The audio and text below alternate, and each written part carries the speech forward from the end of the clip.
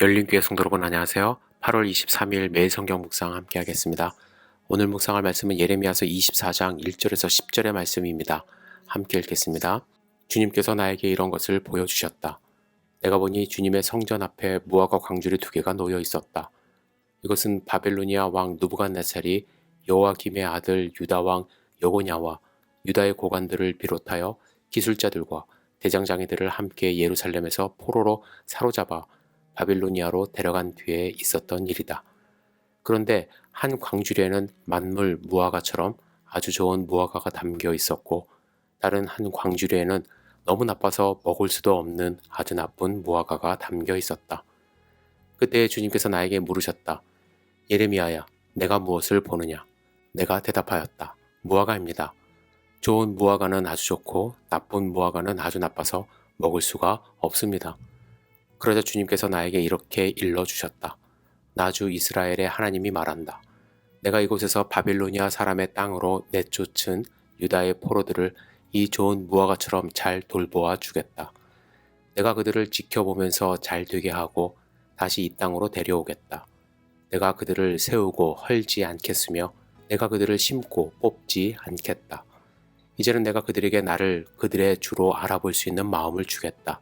그러면 그들이 온전한 마음으로 나에게 돌아와서 나의 백성이 되고 나는 그들의 하나님이 될 것이다. 그러나 유다 왕 시드기야와 그의 대신들을 비롯하여 예루살렘에 남은 사람들과 이 땅에 남은 사람들과 이집트 땅으로 간 사람들은 아주 나빠서 먹을 수가 없는 나쁜 무화과처럼 만들어 버리겠다. 나 주가 분명히 말한다. 내가 그들을 세계 만국으로 흩어놓아 혐오의 대상이 되게 하겠다. 그러면 내가 쫓아보낸 그 모든 곳에서 그들이 수치와 조롱을 당하고 비웃음과 저주를 받게 될 것이다. 그리고 내가 그들과 그들의 조상에게 준 땅에서 그들이 멸절될 때까지 나는 계속 그들에게 전쟁과 기근과 연병을 보내겠다. 아멘. 하나님은 예레미야에게 한 환상을 보여주셨습니다. 성전 앞에 2 광주리가 있는데 한 광주리에는 아주 좋은 무화과가 있었고 또 다른 한 광주리에는 먹을 수 없는 아주 나쁜 무화과가 있었습니다. 하나님은 이 환상을 보여주시며 좋은 무화과에 대한 의미를 이렇게 설명하십니다. 5절부터 7절까지 다시 한번 읽겠습니다. 나주 이스라엘의 하나님이 말한다. 내가 이곳에서 바빌로니아 사람의 땅으로 내쫓은 유다의 포로들을 이 좋은 무화과처럼 잘 돌보아 주겠다. 내가 그들을 지켜보면서 잘 되게 하고 다시 이 땅으로 데려오겠다. 내가 그들을 세우고 헐지 않겠으며 내가 그들을 심고 뽑지 않겠다. 이제는 내가 그들에게 나를 그들의 주로 알아볼 수 있는 마음을 주겠다.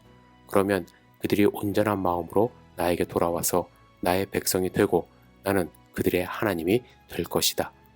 그리고 무화과 나무에 대해서 또 이렇게 설명하십니다. 8절부터 10절 다시 한번 읽겠습니다. 그러나 유다 왕 시드기야와 그의 대신들을 비롯하여 예루살렘에 남은 사람들과 이 땅에 남은 사람들과 이집트 땅으로 간 사람들은 아주 나빠서 먹을 수가 없는 나쁜 무화과처럼 만들어 버리겠다. 나 주가 분명히 말한다. 내가 그들을 세계 만국으로 흩어놓아 혐오의 대상이 되게 하겠다. 그러면 내가 쫓아보낸 그 모든 곳에서 그들이 수치와 조롱을 당하고 비웃음과 저주를 받게 될 것이다. 그리고 내가 그들과 그들의 조상에게 준 땅에서 그들이 멸절될 때까지 나는 계속 그들에게 전쟁과 기근과 연병을 보내겠다. 먼저 좋은 무화과와 나쁜 무화과로 지칭된 사람들을 보면 좋은 무화과로 지칭된 사람들은 당시 바벨론에 붙잡혀간 유다의 포로들입니다. 그리고 나쁜 무화과로 지칭된 사람들은 유다 왕 시드기야 그리고 그 고관들 또 예루살렘에 남아있는 자들과 애굽 땅에 거하는 자들이었습니다. 그런데 여러분 포로로 끌려간 자들이 좋은 무화과라고 해서 그들이 원래 좋은 무화과였던 것은 아닙니다.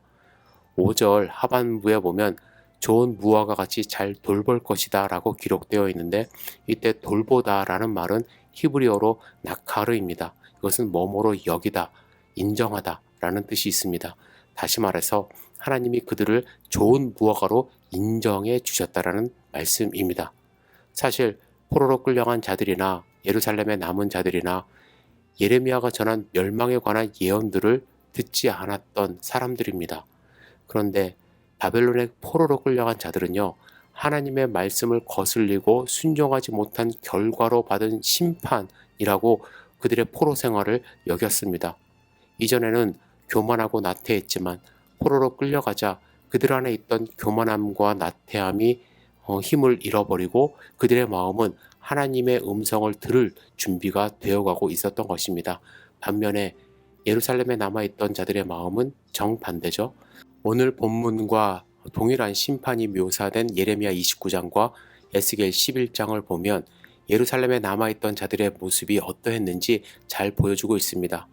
먼저 예레미야 29장 19절에 보시면 여호와의 말씀이니라 너희들이 내 말을 듣지 않았기 때문이니라 내가 내 종 선지자들을 너희에게 꾸준히 보냈으나 너희는 그들의 말을 듣지 않았느니라 여호와의 말씀이니라.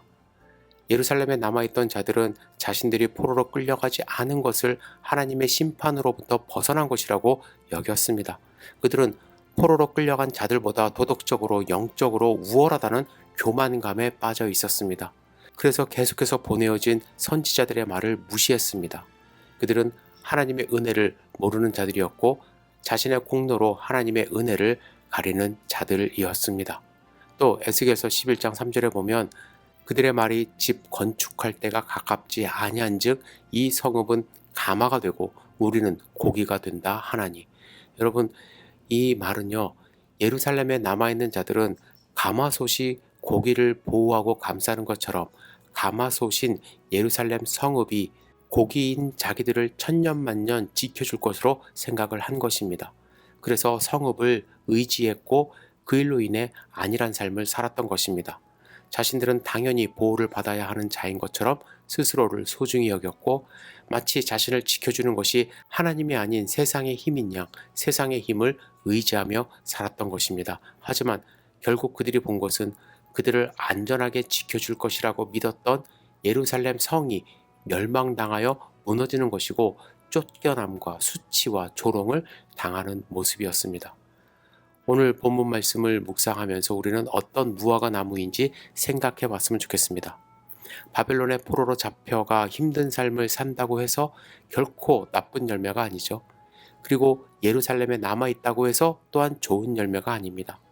우리가 어떤 상황에 처해 있든지 겉모습이 우리의 정체성을 결정하지 않는다라는 거예요. 어느 곳에 있든지 하나님의 뜻을 겸손히 묵상하며 그 뜻을 받아들이고 순종하는 삶이 우리의 정체성을 결정하게 되어 있습니다. 여러분, 오늘 어떤 삶을 사시겠습니까?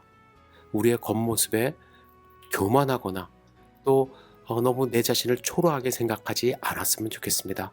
하나님은 우리의 중심을 보시고 하나님의 자녀로서 살아가는 그 모습을 보시며 우리를 좋은 무화과라 칭하실 것입니다.